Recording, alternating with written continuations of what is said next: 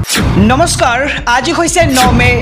অসমৰ লগতে ভাৰতৰ বিভিন্ন প্ৰান্তৰ পৰা আজি সন্ধিয়াৰ কেইবাটাও খবৰ আহি পৰিছে। এই মুহূৰ্তত জনাইছোঁ আজিৰ প্ৰথমটো খবৰ। ভাৰত আৰু পাকিস্তানৰ যুদ্ধৰ এটি ডাঙৰ খবৰ দিবলৈ লৈছোঁ। ভাৰতৰ ভয়ত বাংকাৰাত আত্মগোপন পাকিস্তানৰ প্ৰধানমন্ত্ৰী শ্বাহবাজ শ্বৰিফৰ। যিহেতু ভাৰত আৰু পাকিস্তানৰ মাজত লাগিছে এতিয়া ভয়ংকৰ যুদ্ধ, আৰু এই যুদ্ধৰ মাজতেই প্ৰধানমন্ত্ৰী শ্বাহবাজ শ্বৰিফে আত্মগোপন কৰি বাংকাৰাত লুকাই আছে।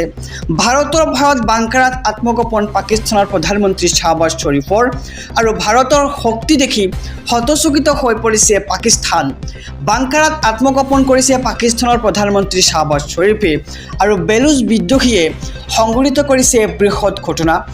বেলুচিস্তানৰ বিভিন্ন প্ৰান্তৰ পৰা পাক সেনাৰ পলায়ন, আৰু বৰ্তমান পাকিস্তানত ধ্বংস হ'ল 12খনকৈ চহৰ।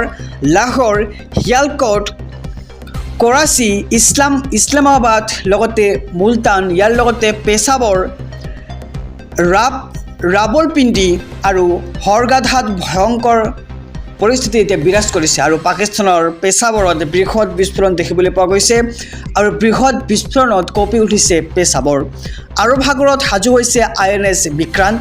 আৰু এই মুহূৰ্তৰ খবৰ জনাইছোঁ যে এইবাৰ ভাৰতৰ ভয়ত পাকিস্তানৰ প্ৰধানমন্ত্ৰী শ্বাহবাজ শ্বৰিফে বাংকাৰাত কৰিছে আত্মগোপন। এই মুহূৰ্তত জনাইছোঁ আজিৰ দ্বিতীয় নম্বৰ খবৰটো। ভাৰত পাকিস্তানৰ যুদ্ধৰ বাবে স্থগিত ৰখা হৈছে IPL। ভাৰত পাকিস্তানৰ যুদ্ধৰ বাবেই স্থগিত হ'ল IPL খেলখন।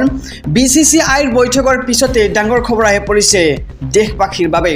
সুৰক্ষাৰ প্ৰতি লক্ষ্য ৰাখি BCCIয়ে বাকী থকা খেলসমূহ কৰিলে স্থগিত। বৰ্তমানৰ কাৰণে স্থগিত ৰখা হ'ল IPL খেলখন।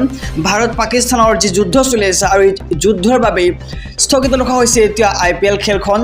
আৰু জনাইছোঁ যে BCCIৰ বৈঠকৰ পিছতে ডাঙৰ খবৰ ইতিমধ্যে আহি পৰিছে দেশবাসীলৈ, যে এইবাৰ সুৰক্ষাৰ প্ৰতি লক্ষ্য ৰাখি BCCIয়ে বাকী থকা খেলসমূহ কৰিলে স্থগিত।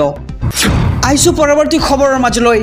ভাৰত আৰু পাকিস্তানৰ যুদ্ধৰ আন এটি খবৰ দিবলৈ লৈছোঁ। আকাশমাৰ্গৰ পিছত এইবাৰ সাগৰত যুদ্ধৰ প্ৰস্তুতি ভাৰতৰ। আৰৱ সাগৰত সাজু হৈছে নৌসেনা। এই মুহূৰ্তৰ খবৰ সমূহ দৰ্শক লৈ। আকাশমাৰ্গৰ পিছত এইবাৰ সাগৰত যুদ্ধৰ প্ৰস্তুতি ভাৰতৰ। আৰৱ সাগৰত অনুশীলনৰ বাবে সাজু হৈছে নৌসেনা।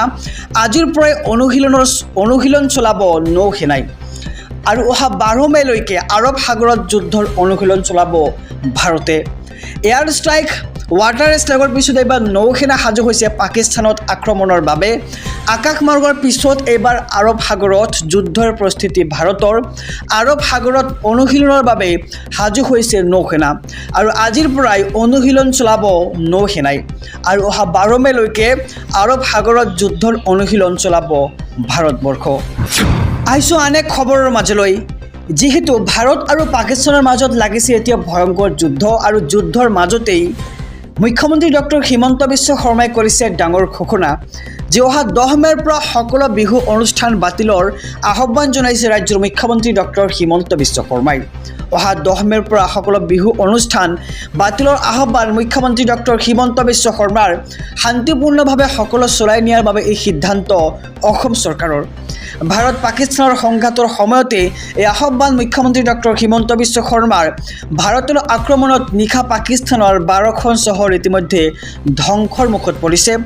লাহোৰ, শিয়ালকোট, কৰাচী, ইছলামাবাদ, লগতে মুলতান, পেছাবৰ, ৰাৱলপিণ্ডি আৰু হগৰগোধাত ভয়াৱহ পৰিৱেশে বিৰাজ কৰিছে। আৰু পাকিস্তানৰ পেছাবৰতো বৃহৎ বিস্ফোৰণ।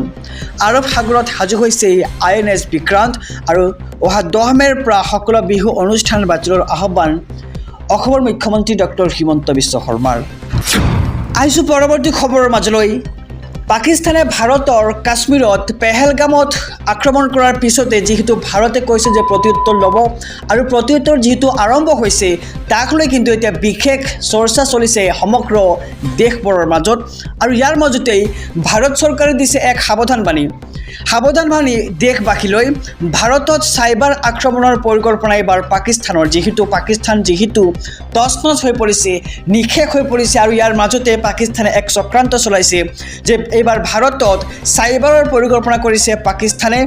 আৰু হোৱাটছএপ, ইমেইল, ফেচবুক, ইনষ্টাগ্ৰাম আদিত যিকোনো লিংক লিংকত আপুনি ক্লিক নকৰিব যদিহে আপোনাৰ অচিনাকি নম্বৰৰ পৰা এই লিংকটো আহিছে দেশৰ প্ৰতিৰক্ষা বিভাগৰ জৰুৰী নিৰ্দেশনা এয়া আৰু অচিনাকি নম্বৰৰ পৰা ফোন বা লিংক আহিলে আপুনি ক্লিক নকৰিব এয়া পাকিস্তানৰ চক্ৰান্ত হ'ব পাৰে অৰ্থাৎ চাইবাৰ অপৰাধী হ'ব পাৰে এয়া পাকিস্তানৰ চাইবাৰ আক্ৰমণৰ পৰিকল্পনা হ'ব পাৰে বুলি এতিয়া নিৰ্দেশনা জাৰি কৰিছে ভাৰত চৰকাৰে দেশবাসীক সাৱধান হ'বলৈ নিৰ্দেশ দিছে ভাৰত চৰকাৰৰ তৰফৰ পৰা চৰকাৰী মাধ্যমে প্ৰকাশ কৰা তথ্যমতে বিশ্বাসত ল'বলৈ আহ্বান জনাইছে আৰু চৰকাৰৰ তৰফৰ পৰা ভুৱা বাতৰিৰ পৰা সতৰ্ক হ'বলৈ আহ্বান সমগ্ৰ দেশবাসীক আৰু যিহেতু পাকিস্তান আৰু ভাৰতৰ মাজত যি সংঘাত দেখিবলৈ পোৱা গৈছে আৰু এই সংঘাতৰ মাজতেই ভাৰত চৰকাৰে দিছে এক নিৰ্দেশনা সাৱধান হওক সমগ্ৰ দেশবাসী ফেচবুক ইনষ্টাগ্ৰাম লগতে টুইটাৰত কোনো ভুৱা লিংক আহিলে আপুনি পলকতে ক্লিক নকৰিব বা আপোনাৰ ফোন কলত কোনো অচিনাকি নম্বৰৰ পৰা ফোন আহিলে আপুনি